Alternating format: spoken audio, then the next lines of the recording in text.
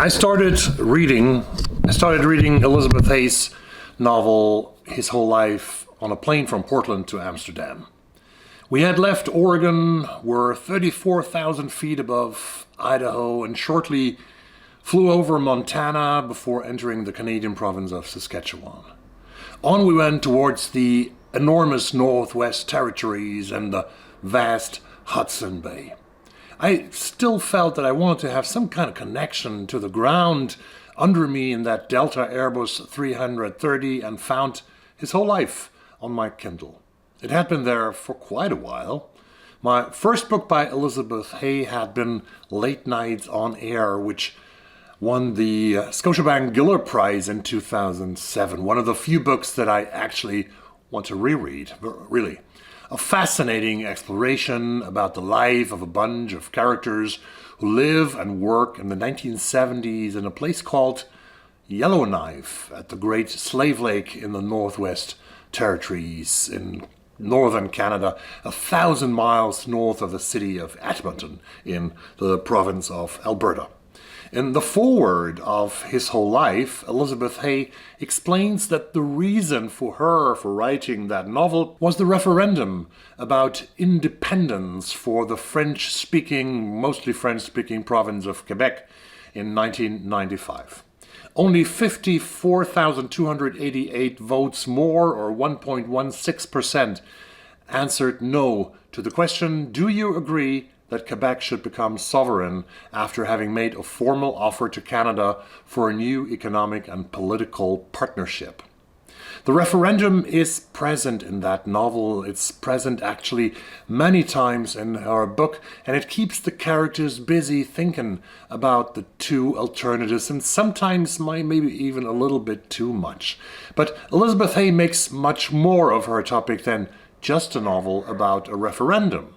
The theme of separation is presented in a lot of different variations in the novel.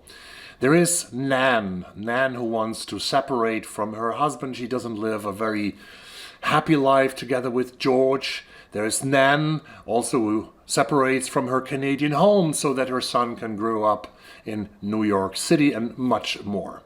All these variations of separation are by no means forced by the author. They come along pretty much natural in an organic, natural flow. Sometimes, as I said, a little bit too much maybe. Hay cannot only describe landscape like hardly anyone else I have ever read. She's also a master of subtle tones and gestures, of understanding the human condition, understanding the human soul, how people feel, how people act, and why they do what they do.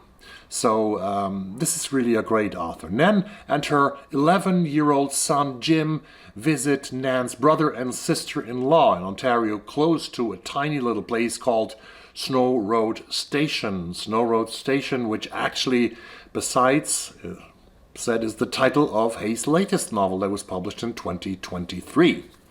Snow Road Station is that novel. When Nan is canoeing on the lake with Jim, Hay writes, they let the breezes carry them, drifting from the island to the shore, where they poked the canoe into a channel made by beavers. They paddled and pushed forward into deep foliage until they were marooned among ferns and tiny frogs hopping like fleas. Hidden animal places were off to the side where no motorboats could go. Puntweeds, burr wheat. Nature and weather play a very crucial, a very important role, an immense role to carry moods, to carry feelings, and also foreboding changes. Quote, these peaceful moments before everything changes. She knew them. And that's what Nan knows, and there are twists and turns in the novel. Death is permanently present in the book. Humans and animals die, and I won't say who to not give you any spoilers here who have not read the book yet. Lulu is an old friend of Nan. She's an odd character, struggling with alcoholism and suffering from earlier failed relationships, but also from a very negative relation to her brother Guy, who once upon a time was Nan's boyfriend, very shortly. Everything is somehow connected in these woods along Snow Road Station in Ontario in Canada. Nan's marriage with New Yorker George is everything but happy. I said that before. And she also mourns problems in her relation to a son from her first marriage, a son who has already grown up and doesn't live with her, doesn't have contact with her anymore. Nan and George are like Quebec and Canada. They do not really love each other, but Nan stays with George anyways.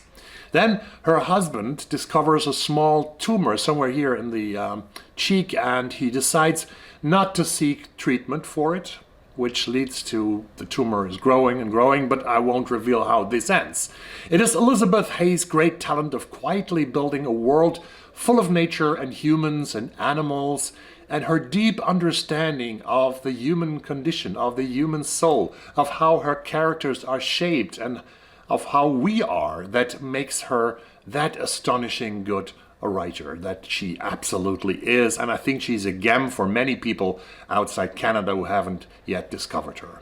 Hay also explores the question, what is the worst thing that you have ever done? It is asked quite at the beginning of the novel, on the first 20-30 pages of the book, when George, Nan and Jim are sitting in the car on the way from New York to Snow Road Station in Ontario. The characters give answers to that question, but in the course of the book we will get variations, and we are going to learn that everybody sort of has something that was even worse than the one thing that was mentioned in the car.